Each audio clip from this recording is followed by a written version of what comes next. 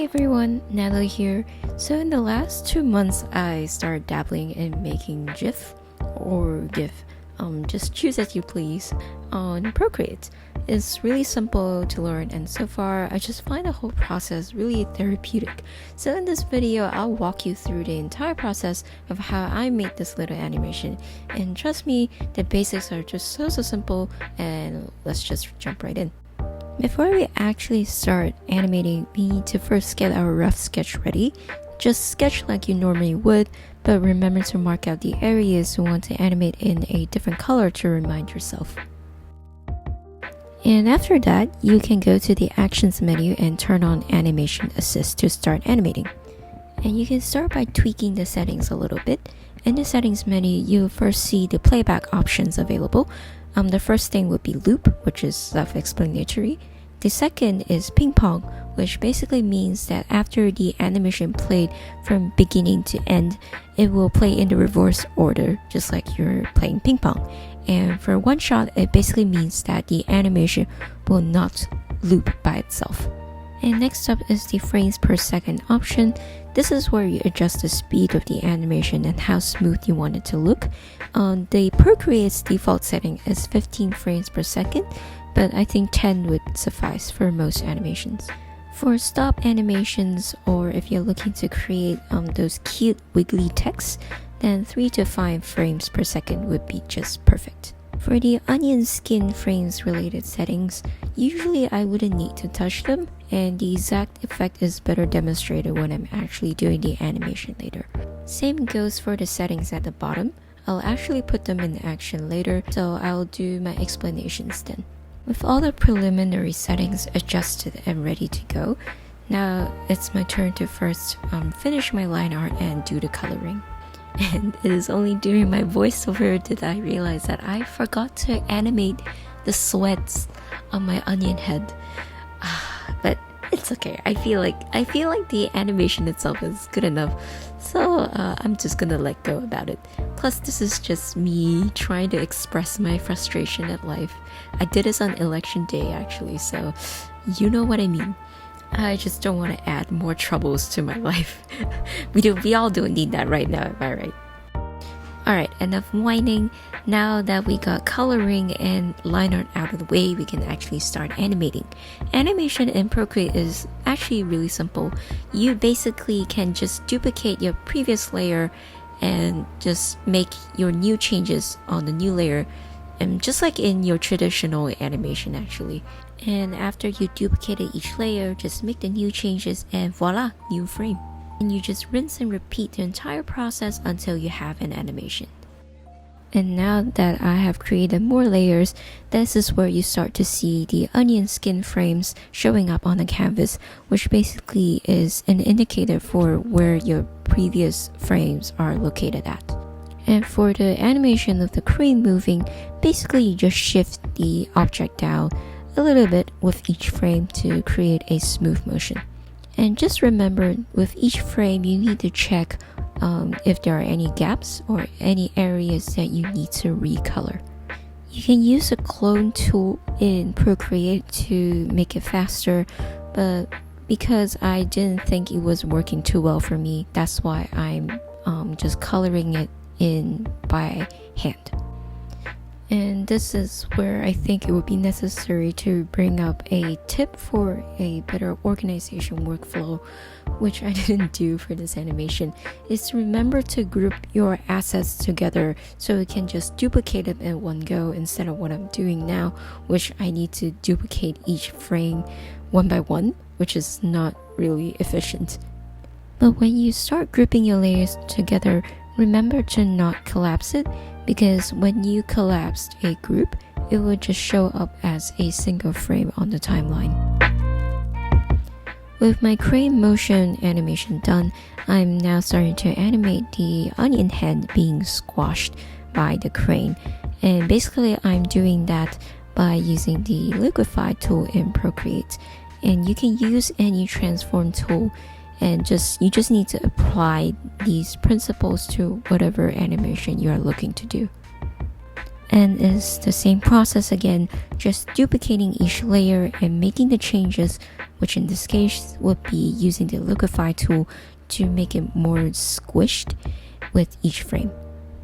And this is where adjusting the onion skin frame layer opacity would be helpful, because I need to see where the crane motion is at to help me judge how much I should squish the onion head.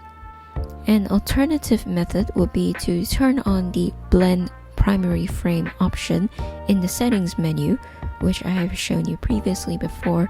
What it does is basically it allows the previous frame to show through on your current layer so that you can trace over the previous shapes. This is helpful when you don't really have a busy scene like this one, but it will come in handy when you need to be very precise about where you want to trace things. On a side note, even though it is just the same motion of me duplicating each layer and doing minute changes with each frame, it is still quite satisfying in a way to see how the entire process unfolds as it gets squished. I don't know, I just find it really satisfying to look at when I'm editing. I mean, just look at this. Oh, so cute. It's just so mesmerizing to look at, And now is when I turn on the color secondary frames option, and as you can see, everything turns really funky looking with red and green frames. I think the red frames indicate previous frames, and the green are indicators of frames that come after. I'm actually not too sure about this, so correct me if I'm wrong.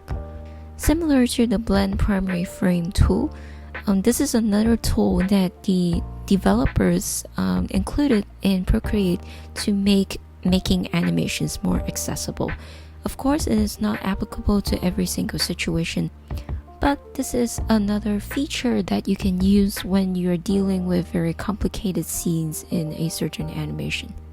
And moving on, now I'm drawing the squished onion head after the crane has lifted up. Nothing too special to comment on here because it's just very simple rectangular shape, and the only thing I needed to animate on this particular shape is the blinking eyes, which you can just do that by duplicating multiple layers and then just erase the face and paint the eyes where they should blink. At this point, I already completed all the crane animations because making the crane move up is a lot simpler than making it go down, because I don't need to fill in missing parts and gaps or recolor certain areas because I just only need to shift them up. And with the crane animation nailed down, I completed the most cumbersome part of the entire animation, and the rest is just refining some details and expressions on the onion head. And as you can see now, after I copied the base shape and duplicated it over several layers, now I'm just using the airbrush to paint over the areas where I wanted to blink and redrawing them so that it will move. As a little tip, and sometimes when you're doing little blinking expressions, it is good to extend a certain expression for a few more frames, because depending on the frame rate that you chose for your animation, if you decided just to do a single motion for not a single motion, a single frame for each motion, it will be too quick for the eyes to register. So it's good to just hold a few more frames to make it show. Technically, my job could be done here, but I realized that the transition between the squished onion head and a fully reformed figure is a little bit stiff. That's why you can see that I'm using the liquify tool again, just to add a few frames of it trying to expand. But I know it's not really perfect, but I do think it looks more fun with the expanding motion. And And because Procreate is a drawing app that is not really designed for vector graphics, that's why when I start to expand the figure, there is a loss in quality, which is why you can see me painting over certain areas and redrawing the eyes. I think the loss in quality is more obvious here. At the edges, you can see the pixels get a little bit blurry when I start blowing the figure up. So that's why I needed to redraw the edges and just to make it look crisper.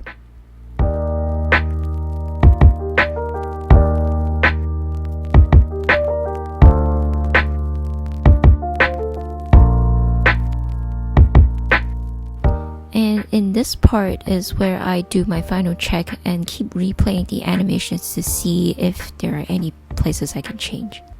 And during this process is when I realized that I needed to add a blinking motion just to make it make the animations more fluid and more versatile in a way. It is also the moment when I realized that I forgot to add the shadows on all the figures after it got squished. So that was kind of painful just to go back and meticulously paint the layers and just duplicating over and over and merging the shadows with all the layers that come afterwards. So yeah, doing a good rough initial sketch is actually a very good idea so that you don't make mistakes like this. And oh my god, just look at how many layers I actually need to go through to rectify my mistakes. This is especially even more painful when you have longer animations that can even go up to 200 frames. You're gonna really regret it. And during this process is when I have the afterthought of adding some little stars, which I thought kind of looked cute.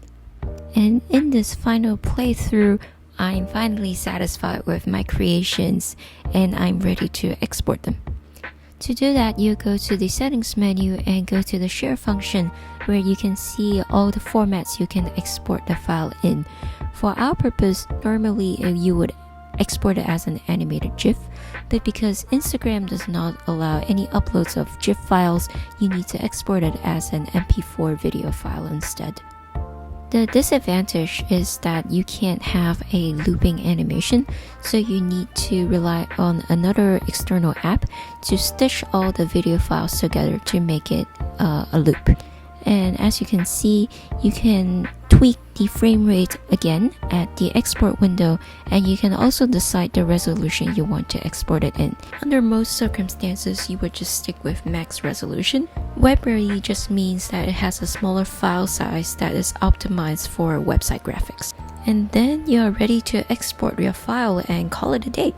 So this is my quick tutorial on how to animate on Procreate. I hope you found it useful. If you did, leave a like to let me know, and subscribe if you want more content like this, and I'll see you in the next video. Bye!